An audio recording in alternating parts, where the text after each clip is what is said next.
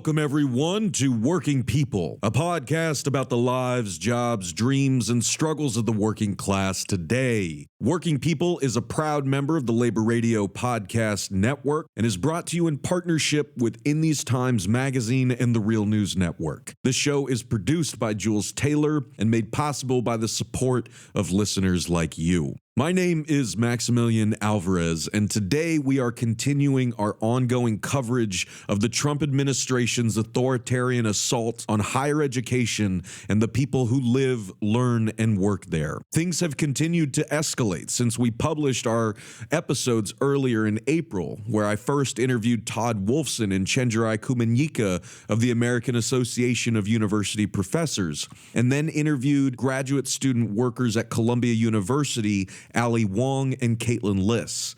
Now, many since then have praised the development of Harvard University standing up and challenging Trump's attacks. In a public statement titled, "Upholding Our Values, Defending Our University," Harvard's president Alan M. Garber wrote, quote, "Dear members of the Harvard community, over the course of the past week, the federal government has taken several actions following Harvard's refusal to comply with its illegal demands. Although some members of the administration have said their April 11th letter was sent by mistake, other statements and their actions suggest otherwise. Doubling down on the letter's sweeping and intrusive demands, which would impose unprecedented and improper control over the university, the government has, in addition to the initial freeze of $2.2 billion in funding, considered taking steps to freeze an additional $1 billion in grants, initiated numerous investigations of Harvard's operations, threatened the education of international students, and announced that it is considering a revocation of Harvard's 501c3 tax-exempt status. These actions have stark real-life consequences for patients, students, faculty, staff, researchers, and the standing of American higher education in the world. Moments ago, we filed a lawsuit to halt the funding freeze because it is unlawful and beyond the government's authority." End quote. Now, at the same time, at the University of Michigan, the FBI and other law enforcement agencies raided multiple homes of student activists connected to Gaza solidarity protests. As Michael Arria reports at Mondoweiss, quote, "On the morning of April 23rd, the FBI and other law enforcement agencies executed search warrants at multiple homes in Ann Arbor, Ypsilanti, and Canton Township, Michigan. The raids reportedly targeted a number of student organizers who were connected to Gaza protests at the University of Michigan. According to the group Students Allied for Freedom and Equality, or SAFE, agents seized the students' electronics and a number of personal items. 4 individuals were detained but eventually released.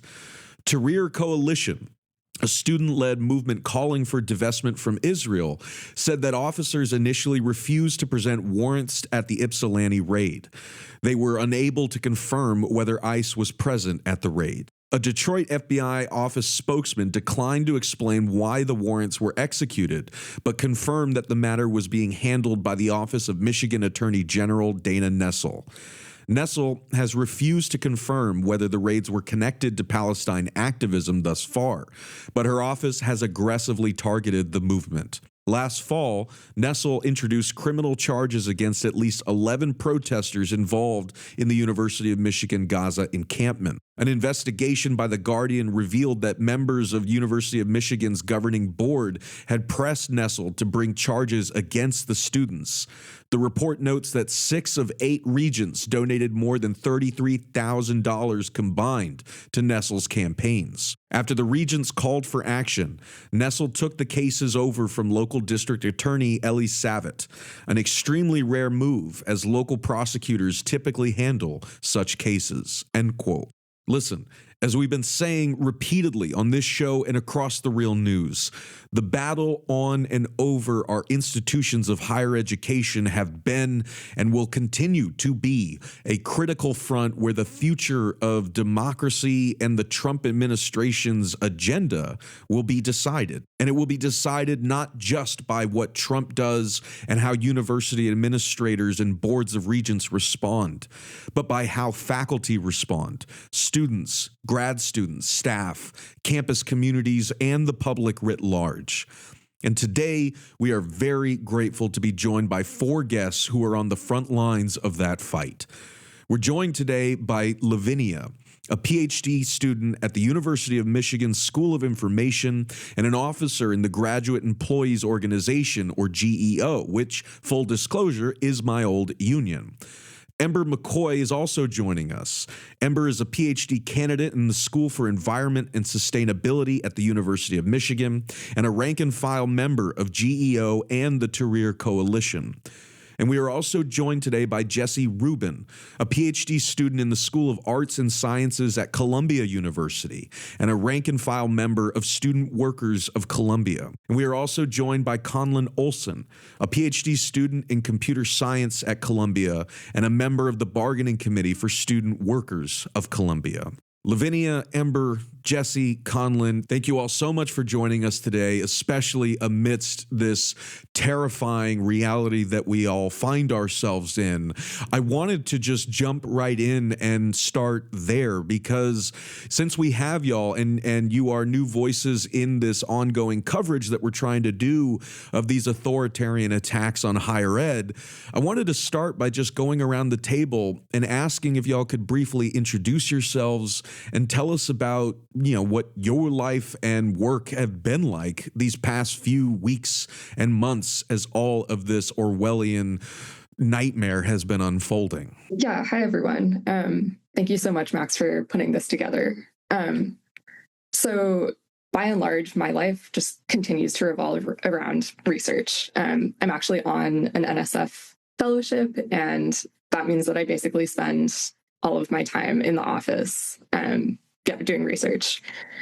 That being said, over the past couple of months, especially sort of in the context of organizing, a lot of what I and other grad workers at the University of Michigan have been working on is safety planning and sort of mutual aid efforts related to immigration. And then, of course, in the past couple of weeks, there's been sort of this really alarming, as you said, escalation in repression by the state government of pro-Palestine protesters. So recently, a lot of organizing work has also been related to that. But just to sort of personalize it, the people who are affected by this repression are our friends, they're our coworkers, and it's just been extremely scary recently, even just sort of trying to navigate being on campus in this really kind of tense political environment. Yeah. So for me, this is kind of a continuation of the organizing that I've been doing throughout the PhD and before. I was vice president of the grad union during our 2023 strike. And, there was a lot of infrastructure, right, that we built and organizing models that we've changed that, we've talked about even, I think, on this podcast leading into the strike, which I think then, we got a contract in September of 2023, and then pretty much right away ended up transitioning our work to be very focused on pro-Palestine organizing, right, in collaboration with undergrad students after October 7th, which I think is really important for some of the infrastructure we built and the organizing models we built, thinking about how we've been able to transition, from labor organizing to pro-Palestine organizing to ICE organizing and all the way back around and in between. On a personal level, this week, Monday morning, I had a meeting with my advisor. I promised him I was going to lock in. I was like, I'm going to do it. I need to finish by August. 2 hours later, I found out my NSF grant was terminated. I study environmental justice. I have a doctoral dissertation research grant. And then I spent Tuesday trying to do paperwork around that. And Monday morning, I woke up to my friends' houses being raided by the FBI. So, and safe to say, I've not worked on my dissertation the rest of the week. So yeah, I think it's just important, like Lavinia said, to think about how, we're all operating in this space of navigating, trying to continue thinking about our work and the obligations we have as workers or students at the University of Michigan. It is finals week. So the raids happen Wednesdays, finals started Thursday. And also, not only continuing the fight for pre-Palestine, but also making sure our comrades are okay and that they're safe. Hi, everyone. It's really nice to meet you, Lavinia, Ember, and thank you so much, Max, for inviting us to be a part of this. My name is Jessie, and I'm a PhD candidate at Columbia in the music department, and also a rank and file member of Student Workers of Columbia. I guess to start off with the more personal side with my own research, I guess I'm lucky in that my research has not been threatened with funding cuts the same way that Ember's has been. And I can't imagine what you're going through right now, Ember. Much love and solidarity to you. But my research does engage Palestine. I researched the Palestine solidarity movement in Ireland. And this past year has definitely been a whirlwind of being scared that I could get in trouble even for just talking about my own research on campus. Scared that if I share my research with my students, that might be grounds for discipline. So it's definitely been this large existential fight of trying to write my dissertation and write it well, while also feeling like Columbia doesn't want me to be doing the dissertation that I am doing. At the same time, I've been really invigorated and motivated through working with my fellow union members. I'm a member of our communications committee, which has obviously taken off a ton in the past few months with social media, internal communications, and press, and figuring out how we as a union can sort of express our demands to a broader audience in America and around the globe. I'm also a member of our political education and solidarity committee, and that has been really moving. I mean, really exciting to see how different members of our community and also the broader union work with other groups on campus through mutual aid efforts, through actions, through all sorts of activity to fight against this attack on higher ed.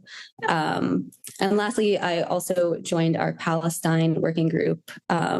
Last year, our union passed a BDS resolution, which then sort of necessitated the formation of our working group. And our working group has been working to think about what Palestine might look like in our upcoming bargaining. We're just entering bargaining, and Conlon, who's here with us today, can probably talk more about what that's been looking like, as they are a member of our bargaining team. And it should also be remembered from listeners from our previous episode with members of Student Workers of Columbia. Don't forget that the university expelled and functionally fired Grant Minor, the former president of Student Workers of Columbia, right before bargaining sessions opened with the university. Yeah, that's right. This is Conlon. Like Jessie said, I'm a member of the bargaining committee at Student Workers of Columbia. I'm also a PhD student in computer science. I study algorithmic fairness and data privacy, which are sort of terrifyingly relevant right now. And in addition to our current contract campaign, just on a day-to-day organizing level, we're all really trying hard to build the left and build the labor movement among tech workers and STEM workers, which has is an uphill battle, but I think is really important work. And I think there is a lot of potential for solidarity and labor power in those areas, even if at Columbia right now they feel under-organized. In our contract campaign, we are currently we have contract articles ready. We have a comprehensive health and safety article that includes protections for international students.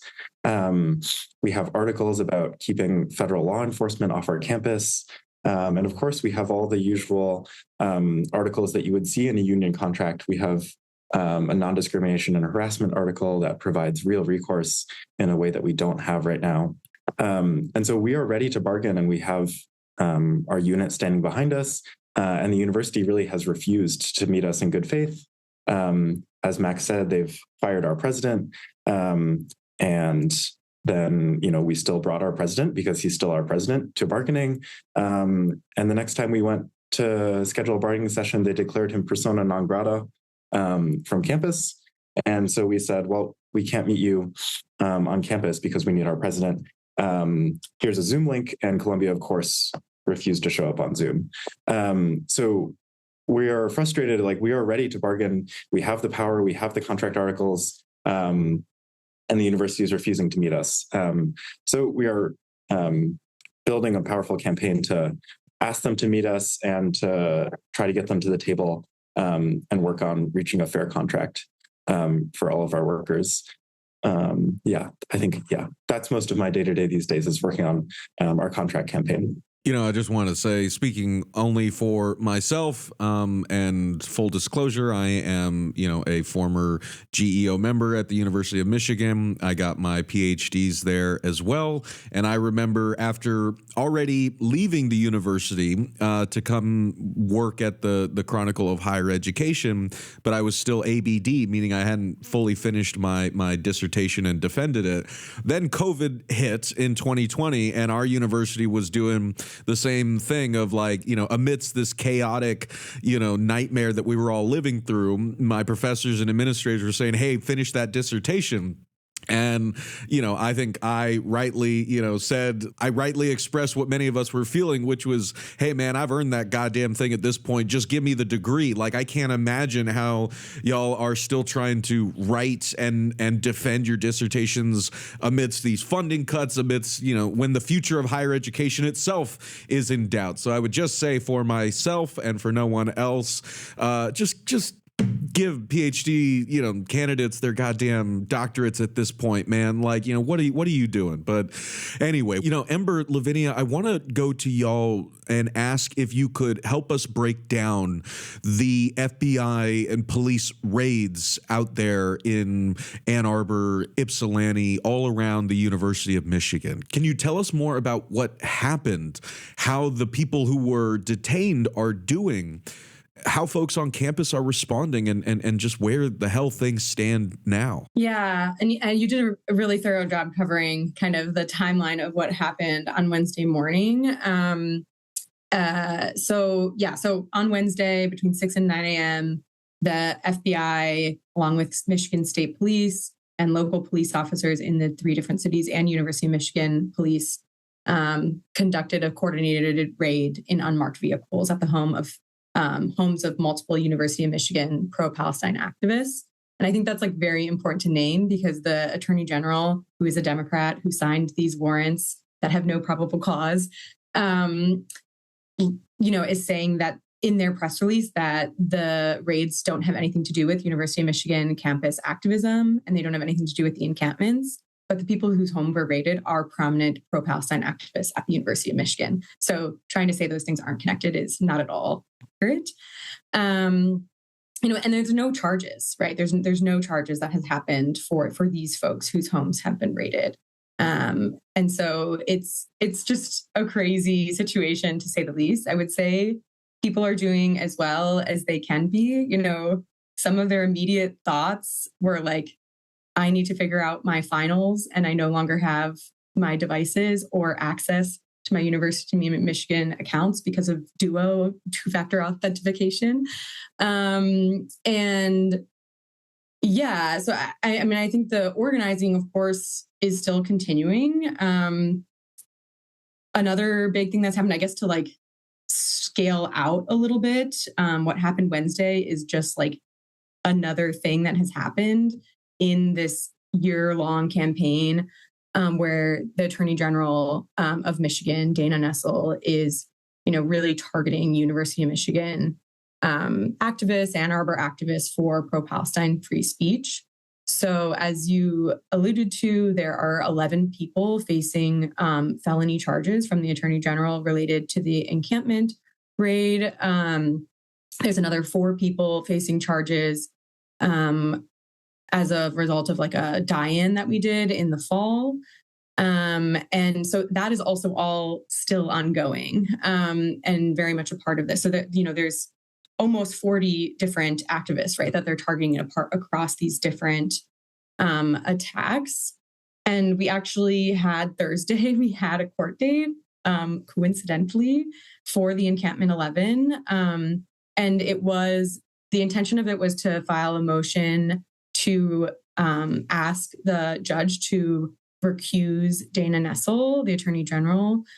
She has already had to recuse herself from a different case due to perceived Islamophobic bias. And she's a prominent Zionist in the state.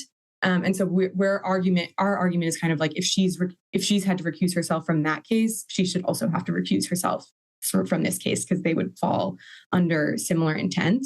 However, when we were at that court case, one of the Encampment 11 also was accused of violating his bond. So as a part of their bond, they're not allowed to be on campus unless for class or for work. Though most of them have been fired from their jobs at this point. And he was accused of he was surveilled on campus 20 minutes after his class ended. And he was walking through and, stopped allegedly to say hi to friends, right? And so he was sent to jail for 4 days right then and there. The lawyer or the judge and the prosecutor originally said they were trying to put him in jail for 10 days. But they didn't want him to miss his graduation, right? And wax poetic about how they didn't want his parents to have to miss his graduation. So instead they, sent him to jail for 4 days. And he got out Sunday morning. And so, yeah, it's been a lot, right? There's all these different things that are happening, but I think the organizing still continues. People are very mobilized. People are probably more agitated than they were before.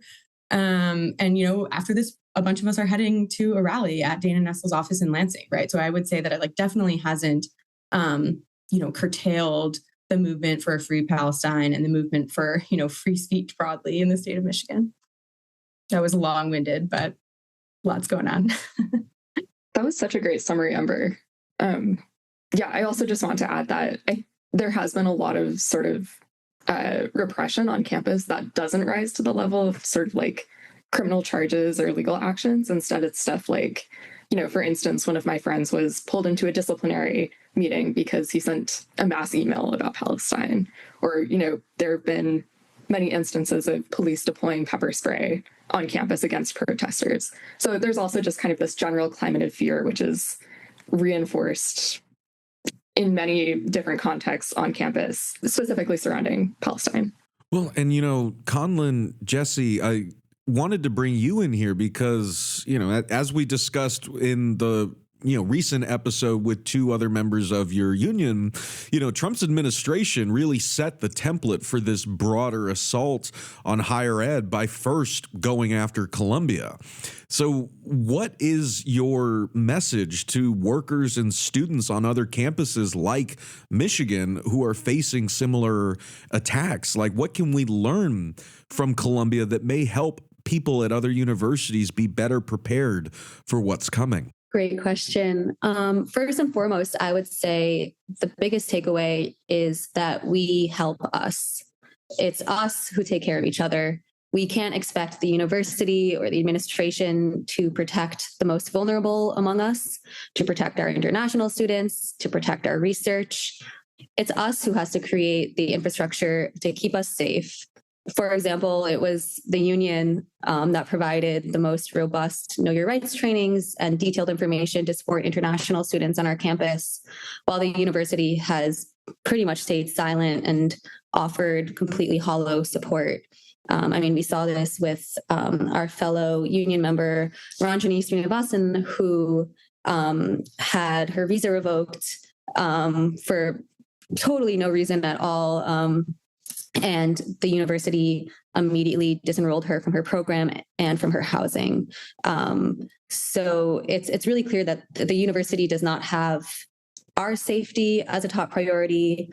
And if anything, the university's response to the Trump administration has made it clear that they're not just capitulating, but they are active collaborators. And I would say that we can expect the same from other universities. And through their collaboration with the Trump administration, through their appeasement, we haven't gotten anything. Columbia has gone above and beyond here. And even still, our programs are getting hit with funding cuts and this continued federal overreach. And I think this lesson that appeasement gets us nothing also has a parallel lesson for activists. So as a union, as activists, we can't just like sit this tight or wait this out. We can't stay quiet in order to survive. And I really feel that if we start appeasing or like hedging our bets, we're going to lose our values and just get beat one step at a time. And this is why our union has really not backed down from fighting for Ranjani, why we've not backed down from fighting for Grant Minor. And it's why we're fighting for such a strong contract with really unprecedented articles to protect non-citizens, to keep cops off our campus, to provide for parents, to ensure financial transparency and justice in Columbia's financial investments, and of course, to get paid a living wage. I think as a union, we could have backed down or softened our position, but I really think this would have meant losing before we even start. We are labor unionists. We are people fighting for justice. If we start backing off, we're just going to get beat one step at a time. And I do think that our activism is starting to work. So yesterday, Colombia, for the first time, named Mahmoud Khalil and Mohsen Mandawi for the first time in public communications, and they offered slightly more support for non-citizens. And so to be clear, it's still like absolutely ridiculous that they're not doing more, and really despicable that like they're only now naming those people by name. But we are starting to see the needle move because of activist campaigns by our union, both to pressure the university and to just provide, as Jesse said, know your rights training and outreach to students on our campus. And Ember, Lavinia, I wanted to bring y'all back in as well and ask if you had any kind of thoughts or messages to folks at Columbia or people on other campuses right now. I mean, of course, this looks differently depending on what state people are in and, like what university they're at. But I guess, for folks out there who are listening to this and preparing for, like what may happen on their campuses, did you have any sort of messages you wanted to let folks know? Yeah, so I kind of want to echo Jesse's point that really we keep us safe. Many of these university administrations, I think, historically are intransigent in their negotiations with students. So for instance, with GEO, we had a 2022 to 2023 bargaining cycle where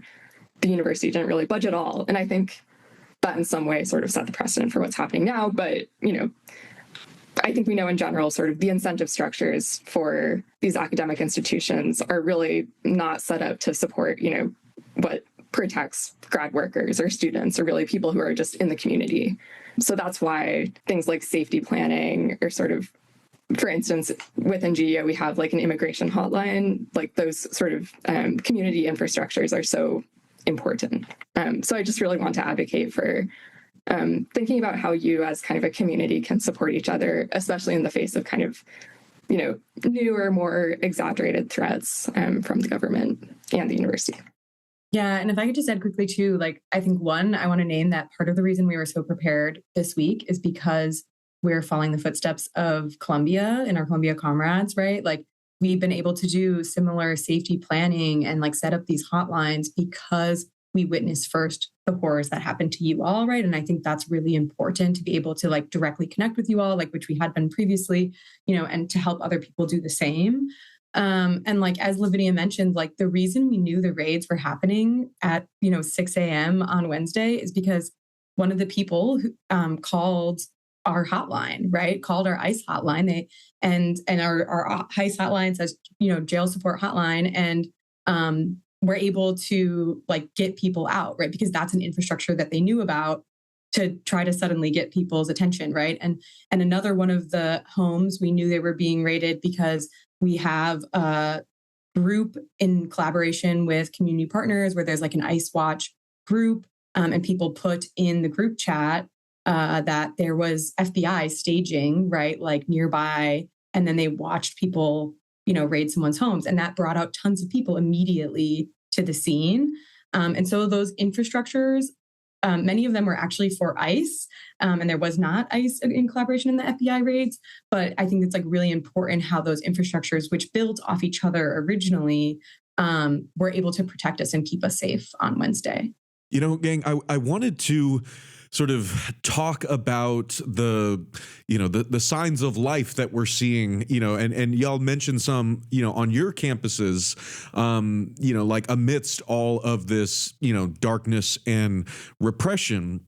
And as I mentioned in the introduction, a lot of folks around the country, a lot of folks that I've talked to in higher ed have been really galvanized by seeing the news that Harvard, of all places, is fighting, Donald Trump's attacks. It may not be perfect, but it's something, right? And I wanted to ask if there are more efforts that you're seeing on your campus or other campuses that are giving you hope right now. I just want to say, so I happen to be a Harvard alum also, and I don't want to be too down here, but I think that the way that we should think about Harvard's efforts are really what Max called them, which is just a sign of life. I don't have that much faith in our institutions. I appreciate like the big tent movement and that we need a diversity of tactics here. But we should also keep in mind that yesterday, Harvard renamed its diversity office and cut all of its affinity graduation celebrations in response to pressure from the federal government. Harvard remains invested in Israeli genocide and continues to suppress student protest. They fired the leadership of the Center for Middle East Studies last month. And so while I appreciate this sort of sign of life, I really feel that our institutions are not going to save us. And so these days, looking for inspiration, I'm far more inspired by activist movements, by students, staff, professors, community members. So for example, yesterday, just the same day that Harvard canceled these affinity graduation celebrations, students responded committing to holding their own. And we're still seeing student protests. We're seeing increasing faculty support for student protests, which is really important to me. We're seeing mutual aid projects. We're seeing legal movements to fight against visa revocations. And so I think these places really from the ground up and from activism by the people at these universities are much more the things that are inspiring me these days. Yeah, I completely agree with Conlon that it's been so heartwarming to see the power of student movements, the power of working people movements on our campuses. It's been heartwarming to see encampments starting to pop up again around the country. Even though the stakes are much higher than they've been than ever, students are, putting their bodies on the line. They're risking expulsion. They're risking arrest. They're risking physical injury. And it's really clear that no matter how hard our administrations try to stamp out dissent, including by expelling core organizers, that students keep coming out in greater and greater force and developing new tools to keep each other safe. And we see that this student pressure works. Just a few days ago, MIT was forced to cut ties with Elbit Systems after a targeted campaign by a BDS group on campus. Elbit is an Israeli arms company and has been a target in many BDS campaigns across the globe. Yeah, one thing I similarly don't want to be a downer, but one thing I think for us that's been really present on my mind, at least this week, is the importance of also making connections between not just like what the Trump administration is doing to facilitate, right, the targeting of pro-Palestine activists, but what like Democrat elected officials are doing in the state of Michigan to, help support that. Dana Nessel, who is our attorney general, is, there's all these articles and things, and she's coming out being like, oh, she's a big anti-Trump Democrat. She's taking an aggressive approach to like these ICE and these lawsuits. But at the same time, she sent Trump's FBI to our houses on Wednesday, and she's continuing to prosecute our free speech in a way that is really important to connect like the criminalization of international students, right, or international community members who are then, that platform is then going to be able to be used potentially could be used, right, to by Trump's administration, right? And so there's all these like really important connections that I think need to be made. And for me, obviously what the Trump administration is doing is horrible, but like it's also really, really important that like to name that this did not start or end with the Trump administration, and it's being actively facilitated by Democratic elected officials across the United States. But I think one thing that's a bright spot is I do think that activists at the University of Michigan and in our community are doing a really good job of trying to name that and to, have really concrete political education for our community members. And I'm really inspired by the ways in which our community showed up for us on Wednesday and the rest of the week, and the ways in which people were able to galvanize around us and act quickly and kind of test our infrastructures as successful in that way. Yeah, I think the threats to academic freedom through things like grant withholding or sort of threatening DEI offices or what have you are, I think, waking up faculty in particular to sort of like the broader power structures which govern universities. And those power structures frequently don't include faculty, right? So a lot of them are, I think, being, I wouldn't say radicalized, but awakened to the kind of, undemocratic nature of these institutions and specifically how they can threaten their students. I mean, I know especially as PhD students, we do tend to kind of work closely with a lot of faculty. And I think there is sort of an inspiring change happening there as well. One additional thing about Harvard is I would say, I agree with everything Conlon said. And, the University of Michigan has the largest public endowment in the country. We now have a $20 billion endowment. It's $3 billion more than it was in 2023 when we were doing our strike, right? And part of, I think, why Harvard is able to make the statements that they can around, resisting Trump's funding is because they have the resources to do so. And a lot of institutions do not. University of Michigan is one that absolutely does. And so I do think it helps us try to leverage that argument that what is the $20 billion endowment for if it's not for right now? Why are we just immediately bending the knee to the Trump administration, especially on a campus that is known to have a long legacy of anti-war, divestment, and all of these other really important things. And 2 weeks ago, I think it was, time is, nothing right now, but we got an email from President Ono saying that, the NIH is requiring that institutions who get grants from the NIH certify that they don't have diversity, equity, and inclusion programs. And this was a new thing, do not have BDS campaigns, that they're not divesting from Israel, right? Which is not only obviously one of the main demands of the Tahrir Coalition, but has also been a demand that students on campus, that GEO has taken a stand for decades, right? For over 20 years at the University of Michigan. And so seeing that all being facilitated is really, really scary. And I think it's really frustrating that the University of Michigan administration is doing what they're doing. So I think there is for me, there's just a little teeny glimmer of hope to be able to use that as leverage more than anything.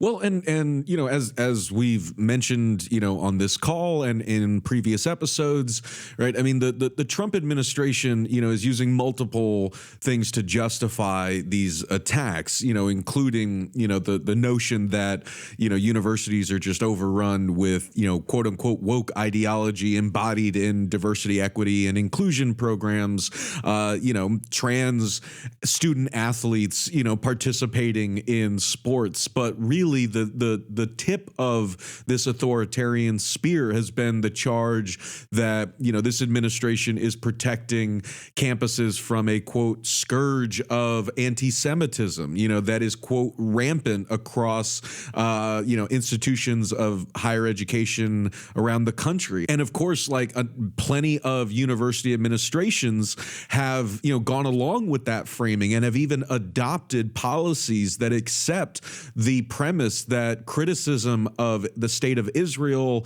and the political ideology of Zionism is tantamount to anti-Semitism, including Harvard.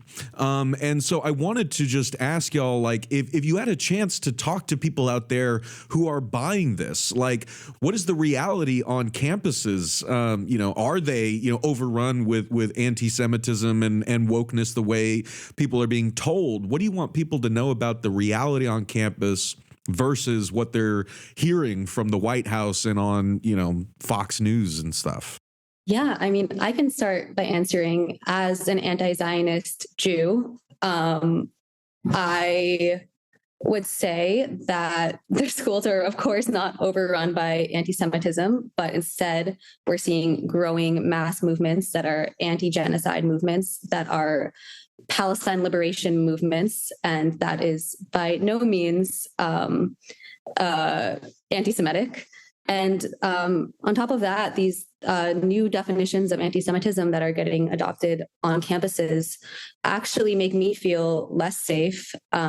They, completely invalidate my identity as an anti-Zionist Jew and say that, that my religion is, or my culture is somehow at odds with my politics.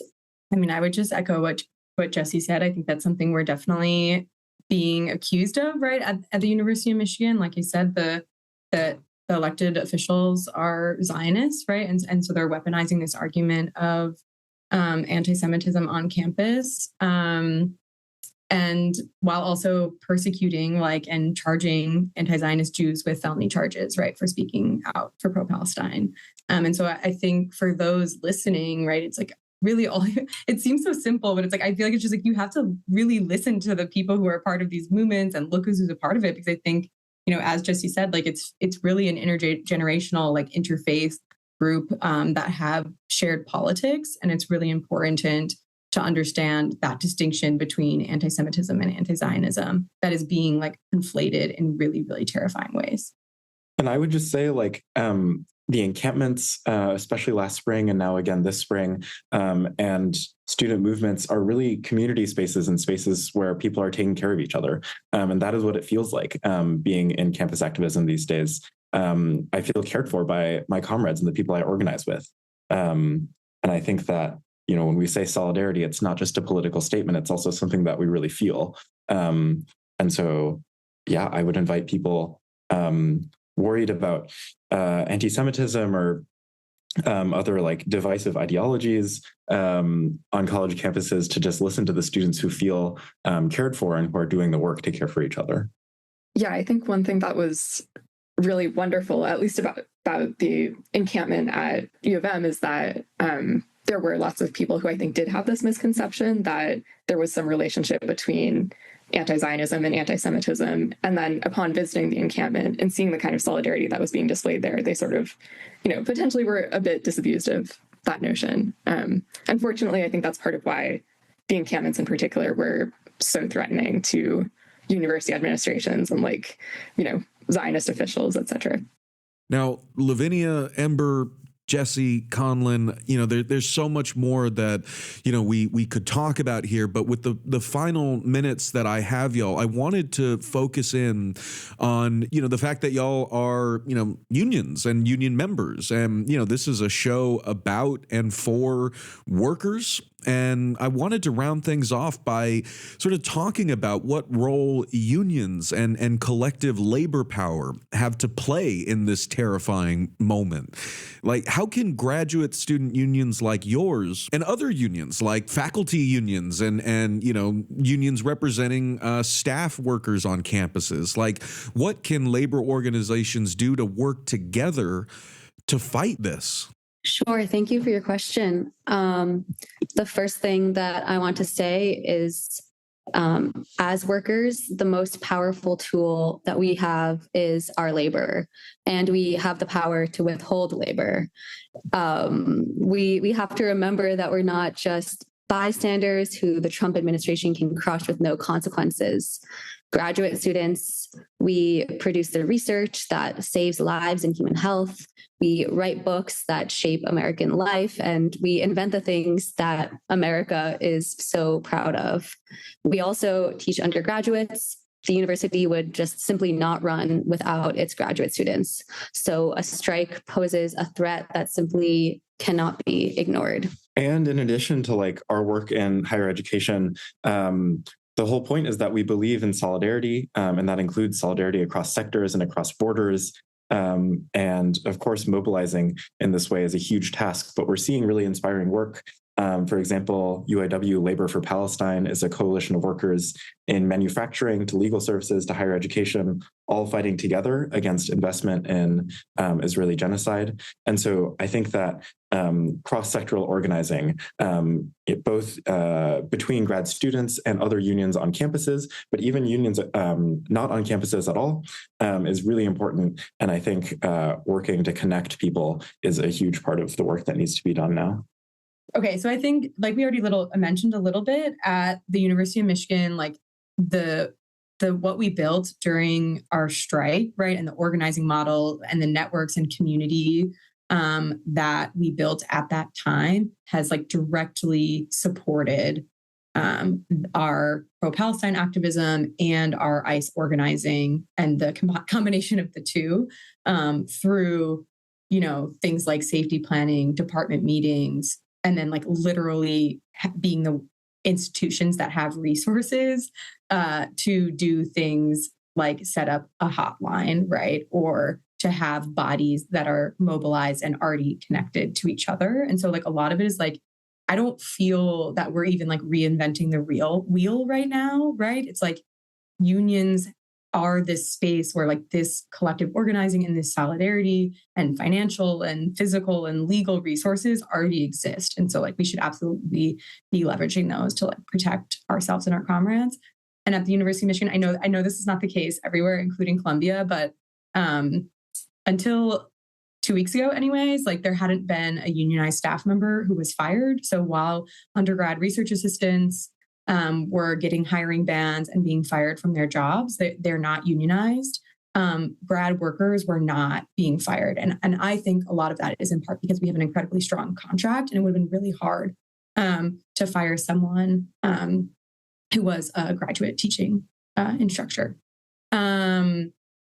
Last 2 weeks ago, there was a full-time staff member who was fired for something, or for allegedly participating in a protest that happened before she was even hired or applied to the job.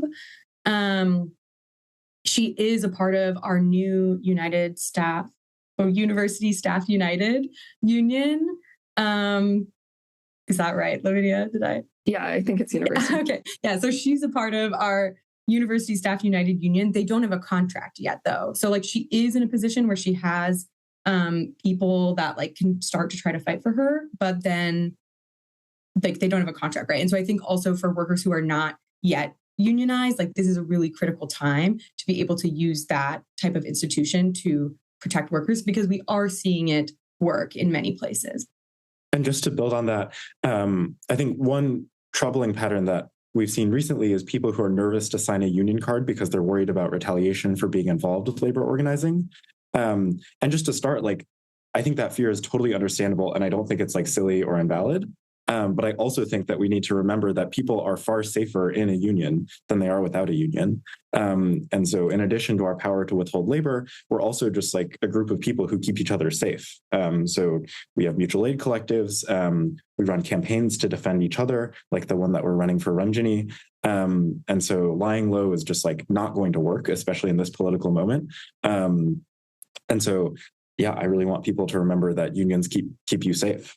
I think empirically, there has been sort of a duality in the organizing conversations that we're having for GEO as well, where people both like see how dangerous the situation is right now and want to be involved. But at the same time, especially if they're not a citizen, they like don't necessarily feel comfortable sort of exposing themselves, I guess. So I think one thing that's sort of just important in general for unions right now is providing avenues for people who are in that situation to get involved and contribute, even if that's not necessarily like, going to the media or sort of speaking out in a very public way.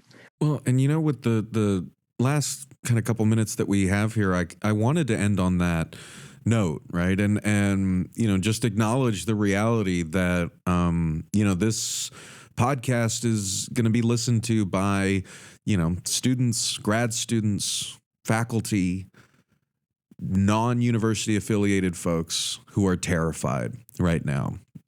people who are self-censoring, people who are going back on, in their Facebook feeds and Instagram feeds and deleting past posts, because they're terrified of, the government surveilling them and scrubbing them. And, people are worried about getting abducted on the street by agents of the state, losing their jobs, their livelihoods, their research. Like this is a very terrifying moment. And the more, filled with terror we are, the more immobilized we are and the easier we are to control. So I wanted to ask y'all, if you just had any final messages to folks out there on your campus or beyond your campus who are feeling this way. What would you say to them about, ways they could get involved in this effort to fight back, or any sort of parting messages that you wanted to leave listeners with before we break? I think now is a wonderful time to plug in.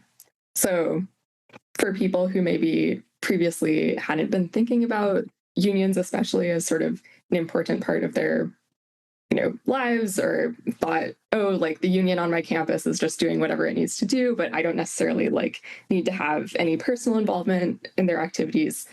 I think right now is when we sort of need all hands on deck, given the level of political repression that's happening. And also just to maybe sort of bring in that old Martin Niemöller quote about first they came for the communists and I did not speak up because I was not a communist, etc. I think it's also just really important to emphasize that I don't think any of this is going to stop here, right? And even within the context of pro-Palestine organizing at the university, I mean, it had it's basically escalated in terms of the sort of severity of the legal charges that are being brought. Obviously bringing in the FBI is kind of really crazy, etc. So I don't think that this is going to stop here, or there's any reason to kind of assume that if you are not taking action right now, that means that you're going to be safe ultimately. Yeah, and I think I would add, like many of us had said in the call, I think it's very clear that we keep each other safe. The institutions that we've built, the organizing communities that we've built, are very much actively keeping each other safe. And I think we're seeing that in many different ways. And it's important to acknowledge that and see that we're much stronger, fighting together as a part of these networks than that we are alone. I think as a closing thought, I also just want to say, I think it's really essential that we expand our view beyond just higher education. And so let me say why I think that's true. So people know about Mahmoud and Mohsen and Rumesa, but I also want people to know about Alfredo Juarez, also known as Lelo, who's a worker and labor organizer with the Independent Farm Workers Union in Washington State. And Lelo was kidnapped by ICE from his car on his way to work in the tulip fields about a month ago. He's an incredibly powerful labor organizer. He's known especially for his ability to organize his fellow indigenous Mixteco-speaking workers. And he was targeted by the state for this organizing. And I think it's important to keep this in mind and to learn from campaigns that are going on elsewhere and also to contribute to them. And also, I want people to remember that it's not all dark. And so one story that was really inspiring to me recently was that in early April, a mother and her 3 young children living in a small town on the shore of Lake Ontario in upstate New York were taken by ICE. And in response, the town, which keep in mind is a predominantly Republican voting town, turned out 1,000 out of 1,300 people in the town to a rally, and the family's free now. And so, we're all labor organizers. Turning out 1,000 out of 1,300 people is some seriously impressive organizing. And I think learning from these lessons and keeping these victories in mind is really important, not only as just an intellectual exercise, but also solidarity, is something that we do every day. So it's for example, why we fight for divestment from genocide. It's why we do mutual aid. It's why we engage with the neighborhoods that our universities are in. It's why we don't just defend our comrades who are highly educated, who are of high earning potential, but we also defend our comrades who are taken, whose names we don't even know yet. And so I just think expanding our view beyond just higher education is both a source of wisdom and something that we can learn from, and also a source of hope for me. Really beautifully said, Conlon. And I just want to add that expanding our view beyond higher education also includes the communities that our campuses reside on. I mean, I'm coming from a Columbia perspective where my university is consistently displacing people in Harlem who have been there for decades. This project of expanding Columbia's campus continues to this day, and it's something that we must fight back against. It's really important that we protect our neighbors, not just on campus, but also off campus. It's important that we get to know our neighbors, that we are, truly fully members of our greater community. If folks listening are interested in supporting us here at the University of Michigan, and I hope our Columbia colleagues can do the same, we have a legal/mutual aid fund for our comrades who are facing charges and who are rated by the FBI. It is bit.ly/UM legal fund, and that is all lowercase, which matters. And we're also happy to, take solidarity statements, and Columbia SWC did a great one for us. And we're happy to do the same. So thank you. All right, gang, that's going to wrap things up for us this week. Once again, I want to thank our guests, Ember McCoy and Lavinia from the University of Michigan Graduate Employees Organization, and Jesse Rubin and Conlon Olson from Student Workers of Columbia University. And I want to thank you all for listening, and I want to thank you for caring. We'll see y'all back here next week for another episode of Working People. And if you can't wait that long, then go explore all the great work we're doing at the Real News Network, where we do grassroots journalism that lifts up the voices and stories from the front lines of struggle. Sign up for the Real News newsletter so you never miss a story, and help us do more work like this by going to therealnews.com/donate and becoming a supporter today. I promise you, it really makes a difference. I'm Maximilian Alvarez. Take care of yourselves. Take care of each other. Solidarity forever.